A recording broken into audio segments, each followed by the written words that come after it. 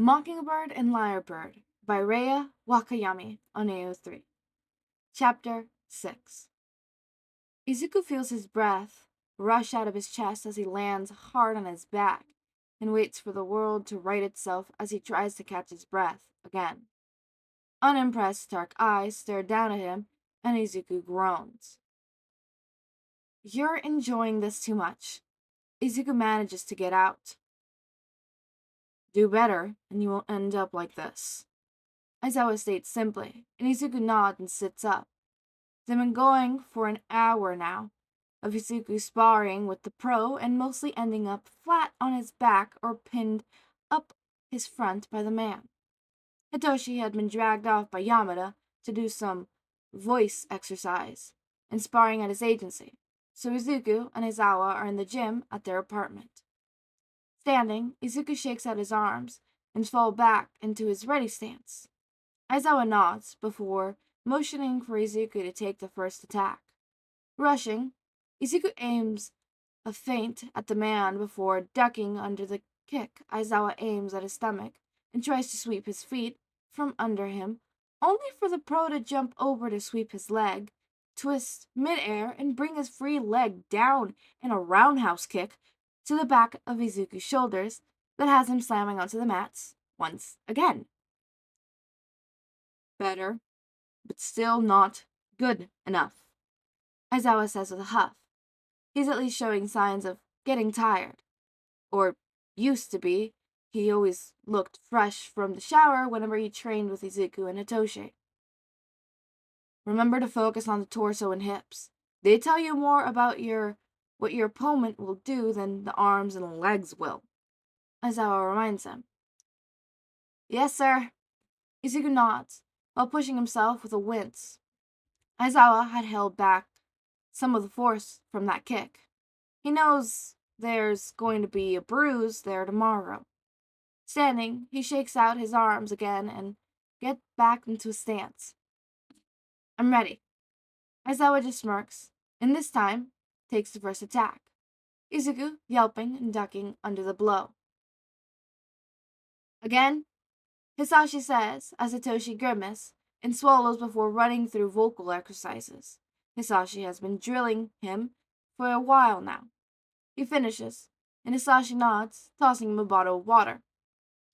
"Take a break," Hisashi orders, and Hitoshi sighs in relief.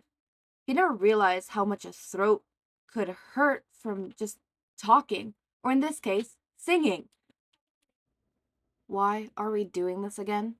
he asks after swallowing a few mouthfuls. "Because you can't just rely on your quirk or your support gear," Hisashi states simply. "Like training your muscles to fight, we're training your throat as well, learning how to project your voice, how to alter it, how to convey more with words than with a whole paragraph. It can make or break a hero in some situations. There will be times, especially for underground heroics, where you can't have your support gear or you'll be made. Learn to do what your support gear does will help in the long run. Also, training your vocal cords will let you use your quirk easier and for longer if you have to repeatedly use it to fight. Throat strain can be bad for vocal-based quirks and can even hurt you in the long run," Hisashi explains. "Have you ever hurt your throat?" Hisashi asks curiously, rolling the bottle between his hands. "A few times for overusing my quirk. It might protect my vocal cords from being shredded, but it can't protect me from everything. Repeated injuries are the same areas that can cause problems in the future. So it's important to warm up, like doing stretches before exercising. Warming up your throat will help you too," Hisashi explains with a grin. "That makes sense," Hitoshi says with a nod. "Ready to go again?" Hisashi asks with a grin. This is somewhat reminiscent of Shota's and Hitoshi's swallows, but nods. "All right, from the top, let's see if you can make a songbird of you yet," Hisashi says, and Hitoshi opens his mouth to do as told. "Did you get it?" Hitoshi asks as soon as Izuku answers the phone. I haven't even gotten home yet, jeez, Izuku murmurs as he budges his bag, the phone between his shoulders and ears, and his keys to get into his apartment. Well, hurry up, I need to know, Hitoshi grumbles. Forgive me, some of us live further away from the school than others. Izuku huffs as he unlocks the door and steps aside, closing it after him. I'm home, he calls out as he toes off his shoes. Hi, dear, I just got in. Inko calls from the kitchen, peering around the door frame to see him in the entrance on the phone. Hello, Hitoshi-kun, she adds loudly. Hi, Midoriya-san. Hitoshi calls over the phone, just loud enough for his mother to hear.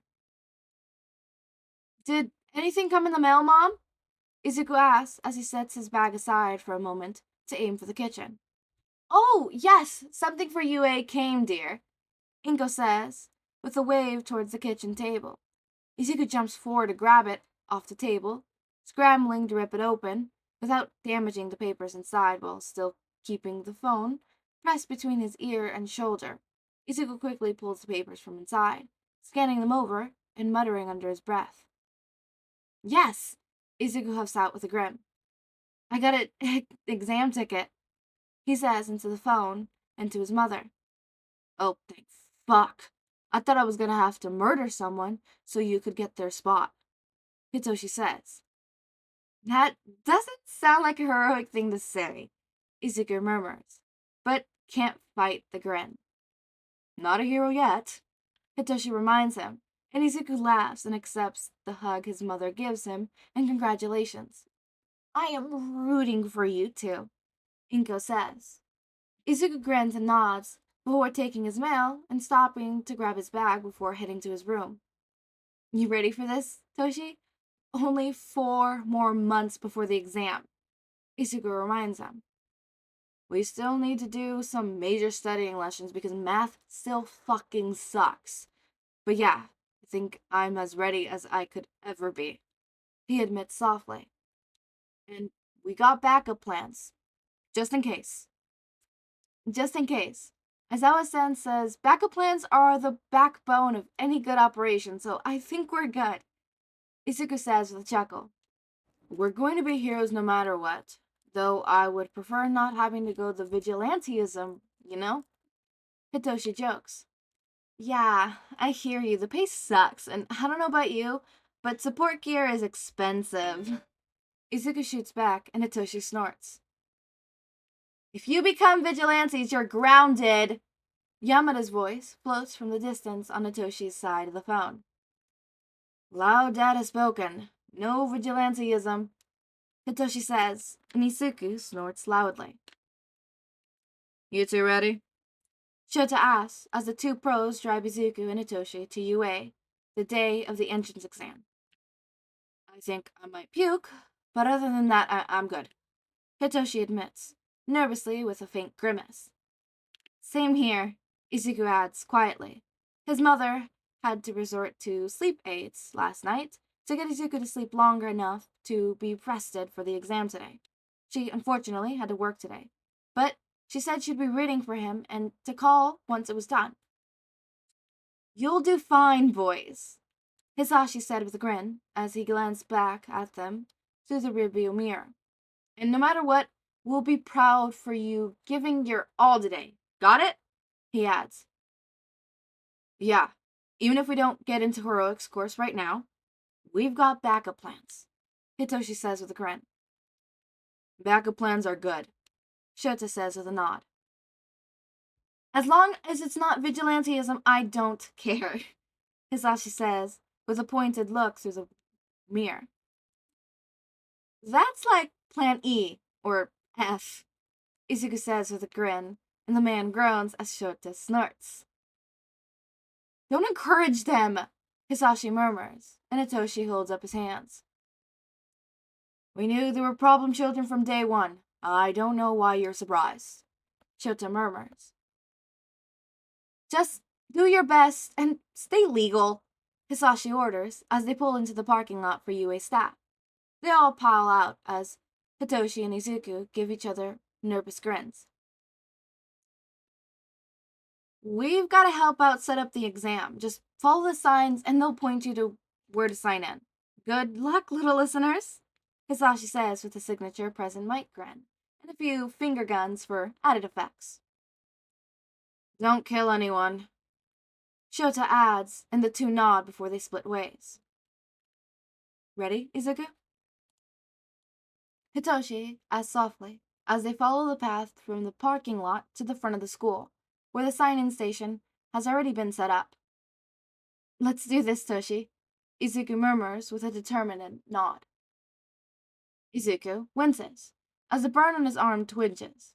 He got hit by some other examinee's taker's quirk. The idiot just flinging it around without a care of who was around him. Thankfully, it isn't a terrible burn, but he'd been too tired for Recovery Girl to do much except lessen the damage and send him to the first aid station to have it cleaned up and bandaged. Unfortunately, he hadn't had Hitoshi with him in this hitting. The two split up, although Aizawa had warned them that that might happen. Still, he really wanted his friend to be with him. Maybe he might have gotten more villain points if they would have teamed up.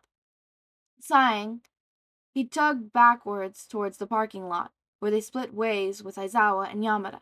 He had gotten a text from Hitoshi to say he'd gone ahead and waited for him. The other teen hadn't gotten out of his exam with nothing but a few scrapes and bruises. He looked around the corners of the building to see Hitoshi leaning against his foster parents' car, hands shoved deep in his pockets, looking dejected. Yeah, that's about how he feels right now. Toshi! Izuku calls out, and the taller teen looks up. How'd it go? He asks him as he gets closer to see a nasty-looking scrape on his Toshi's arm and a bruise on his neck. I lost count of my points, but I doubt it was enough, he murmurs. I know I did well on the written part, though. Yeah, same, Izuku murmurs, leaning on the car next to him. That 0-pointer, though? What the hell was that thing? He huffs out, and Hitoshi snorts. He waves his arms where it had been with bandages. Some idiot wasn't even looking where he was throwing his fire quirk. I doubt he's getting in. They specifically stated that points would be deducted for using quirk against other examinee takers, even accidentally. I mean, come on, how hard is it to look before you throw fire? Izuku huffs out. Yeah, well, I had fucking Bakugo in my city, Hitoshi admits. Ouch, did he try anything? Izuku asks, quietly. Nah, he just avoided me like usual. I stayed the hell away from him, and he went running in like some maniac to the center of the city, so he and I didn't cross paths. Hitoshi admits, rubbing the back of his neck. We knew he'd get in. His quirk is too docile and strong to not get him in. Hopefully he changes for the better by going to UA. Guess that means we're on plan B then. Izuku sighs softly. Sports festival, Hitoshi says with a frown. Sports festival, Izuku copies. Hey listeners, Yamada calls out, and they both look up to see the two of them walking towards their car. You're looking a little worse for wear, he jokes. Please tell me that idiot isn't getting in, Izuku says with a look on his arm. We can neither confirm nor deny who is getting in and who isn't. There's still complying points and scoring tests, Aizawa states flatly, as they sigh, but nod. Come on, boys. I think a little celebration is in order. You did well. No matter what your scores are, we're proud of you, Yamada says, pulling them into a hug, and they nod against him with a smile on their face. Did you get in? Hitoshi demands, as soon as he sees who is calling and opens the video call with shaky hands. His letter had been sent on his desk since yesterday, brought home by his Sashi and Shota from UA. He refused to open it until Izuku had gotten his in the mail, so they could open it together. I did, Izuku whispers, eyes wide on the small screen on his phone. I'm so nervous, he admits. Want me to go first? Hitoshi asks, and Izuku nods. With shaking hands, Hitoshi rips open and spies the small disc falling out. He pulls out the paper first and quickly reads. Past the written, got into Gen Ed at least, Hitoshi says, and Izuku breathes a small sigh of relief. Hitoshi messes with the disc before it finally springs to life and creates a projection. They both listen rapidly, as All Might tells them about being hired as first-year fundamental heroics teacher before going into the scores. He got 23 villain points and 15 rescue points for a total of 38 points.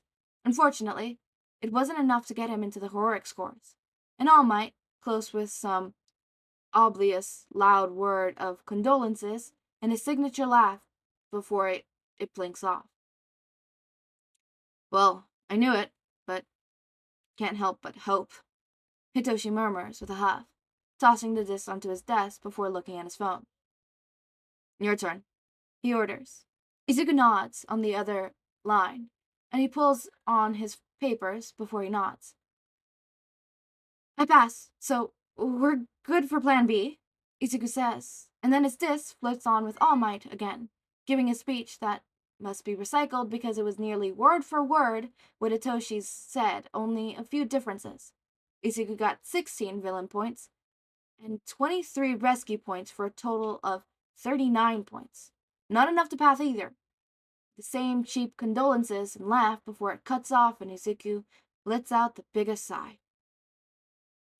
Well, definitely Plan B then, he says aloud before silence descends over them as they think about their futures ahead of them. I'm worried, Izuku speaks up, suddenly, into the silence, and Hitoshi looks at him to see the worried frown on his face. About what? Hitoshi asks, lying down on his bed as he keeps his phone up. Well, the sports festival is 3 events, and the last one is always a one-on-one competition.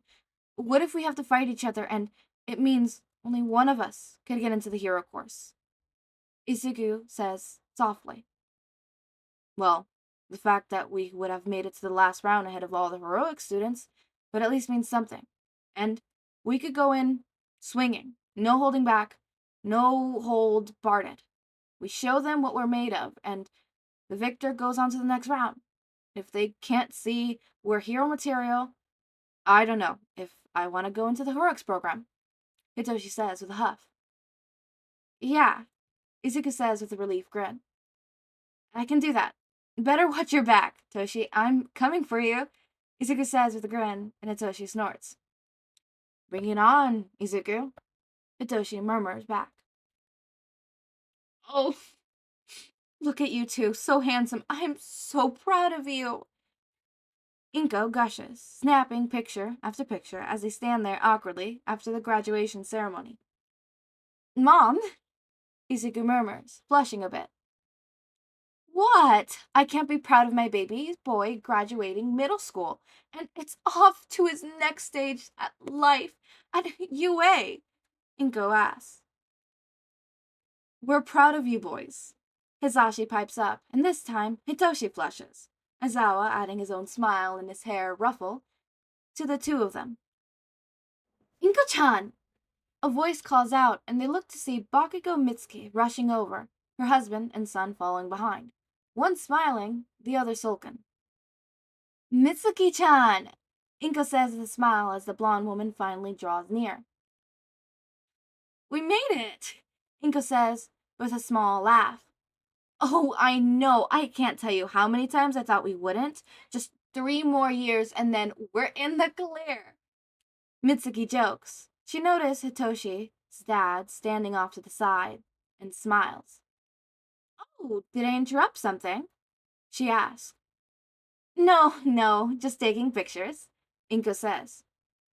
We're Hitoshi's foster dads, Yamada Hisashi. Hisashi says with a smile. Aizawa Shota. Shota adds with a nod. Bakugo Mitsuki. Mitsuki says back. This is my husband, Matsuru, and my son Katsuki. Mitsuki turns to Izuku. Izuku, I hear from Inko-chan you got into UA too. Bet you're over the moon. Mitsuki says with a laugh and a near head pat. Ah, yes, Izuku says with a smile. Hitoshi and I both got in. Who the fuck cares about the shitty deku and the creep? Everyone knows Gen Ed is just for the extras, not good enough to get into heroics. Katsuki grumbles. If UA had any standards, they kicked them to the curb. He adds sulkily. Katsuki? Mitsuki says angrily. What is wrong with you? That doesn't sound like something a hero would say, Hisashi says evenly. Shota sends a look at Katsuki. Huh? What the fuck would you know about heroes? You're just a creep's shitty parents. Hitoshi, not Hitoshi. Huh? What the fuck do you know about heroes? You're just a creep's shitty parents. Katsuki huffs out with a snort. Katsuki, that is enough! Mitsuki yells quickly to keep from drawing attention to them, as both Hisashi and Izuku reach into their pockets at the same time to fish out their wallets, pulling out their hero IDs to flash to Katsuki, whose eyes go wide as he realizes just who he's talking to. I think we know a bit more about heroes than some wet behind the ear middle school, Shota adds dryly, as he returns his ID to his wallet before tucking it away. Maybe next time, you don't just word vomit the first thing that comes to your head, kid. You never know who you might be talking to, and it will get you in trouble in the future if you plan to be a hero. He adds with an arched eyebrow. Whatever. Katsuki growls and storms away, hands fisted. I am so sorry, Mitsuki apologizes, bowing quickly. Matsuru following. I don't know what's gotten into the boy here lately. It's quite alright, Hisashi reassures her. Kids say stupid things without thinking about them. Hopefully he learns better at UA, he adds. I'll be sure he gets an earful before he sets foot on that campus. I'd rather not get called down because he said something stupid to the wrong person. She murmurs as she turns to follow her son. Inko-chan, congrats, boys, she adds. Sorry about that. Matsuru speaks up and bows before leaving and following his wife and son. Well, wow, Inko murmurs. Where did that come from? Katsuki used to be such a sweet boy, using such language. Has he been like that in school? She asks Hitoshi and Izuku. Hitoshi shrugs. Pretty much, though. Some days were worse. Izuku nods a little, glancing back the way they went. He causes you two any trouble? Shota asks quietly. Izuku shrugs. Nothing we can't handle, he says, and Shota eyes him for a long, drawn-out moment before he sighs, but nods. You let us know if he starts anything. I see students like that all the time. They think because they got lucky with their genetics, they're instantly heroes. It doesn't help when people are constantly reinforcing that mindset, as if a quirk makes a hero. He's going to be in for a rude awakening come the start of the year. He's either shaping up and getting better, or he'll burn out. I doubt he'll last long in my class if it doesn't change. Shota adds. Wait, he's in your class? Hitoshi asks excitedly. Shota nods. Please, let me see the camera footage when he realizes you're his homeroom teacher. Hitoshi asks with a grin. No, Shota says, but they can see the smirk tucked into his capture scar. Come on, boys, just a few more pictures and then we could go and celebrate with food.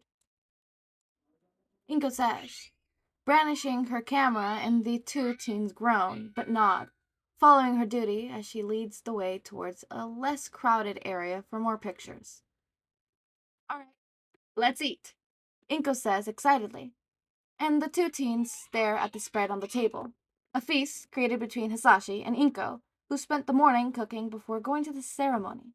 The 5 of them eat and sit, chatting and talking about each other as 3 big cats beg for scraps at their feet.